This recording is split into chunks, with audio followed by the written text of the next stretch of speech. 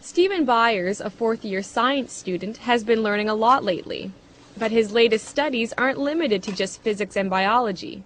Byers is learning about Islam, a religion he's recently embraced. Like a brief illustrated guide to understanding Islam. About 5 years ago, Byers couldn't have pinpointed what belief system he followed. He was raised a Christian, but Byers remembers feeling let down by his faith when bad things happened in his life. I would always question, like, why would God do that to me, or my family, or my friends, it just didn't make sense to me. And then I got pretty angry. That was, like, the only time in my life where I was really angry about a lot of stuff. Now Byers is feeling more settled. This past spring, he was encouraged by some friends to learn more about Islam. What he found was a belief system that, he says, was a perfect match for his logical mind. So in the summer, Byers spoke the Shahada, the testimony of faith that states Allah is the only God and Muhammad the last prophet of Islam. Once you say that line and you mean it in your heart and you're honest with yourself, you are a Muslim. It says, say there is no God but God. Abdul Haq Hamza says one reason why people gravitate to Islam is because there's something missing in their lives they want to fill. Hamza is a science professor at University of New Brunswick and also president of the Fredericton Islamic Association. He says Islam reminds people that they need to step away from the material world in order to find peace from within.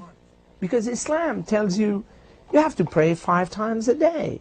So you have to disconnect yourself from that growing and fast-pacing life.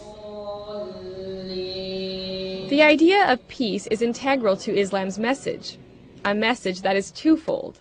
First, a Muslim is called to submit to God, and then through that submission comes peace.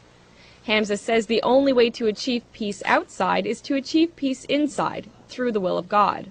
It's like a glowing piece of coal. If you look at it when it's not lit, then it's just dark.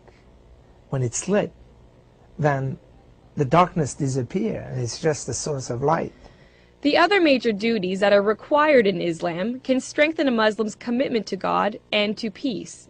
They include praying 5 times a day and reading Allah's Book of Revelations, the Quran, fasting in daylight hours during the lunar month of Ramadan, giving to charity, and, if you have the money, taking a pilgrimage to the holy city Mecca at least once in your life. Byers hasn't been to Mecca yet, but he did take part in the fast of Ramadan for the first time. Not eating that period of the day teaches you discipline, and it just, I guess, knocks you down a step and makes you realize, what it is like for those people that can't eat. This was just one of many firsts for Byers, but he says that still it's been easy to adjust to this faith.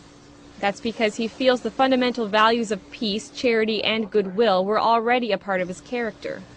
So just coming into it, I guess, would be just changing from the way I was to knowing that's how I was. Maybe it was more of a coming to understand the way I am. Islam is what is with you all the time. You were born with it. It's, in Arabic we call it fitra. It's that which is part of you. They started walking the walk of Islam when they were ready for it. Byers says it's important for people to learn a bit about Islam, even if it's nothing more than to clear away misconceptions that peg Islam as a religion of terror.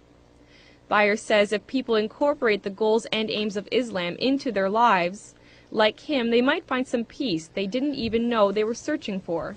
Sarah Trainer, CBC News, Fredericton.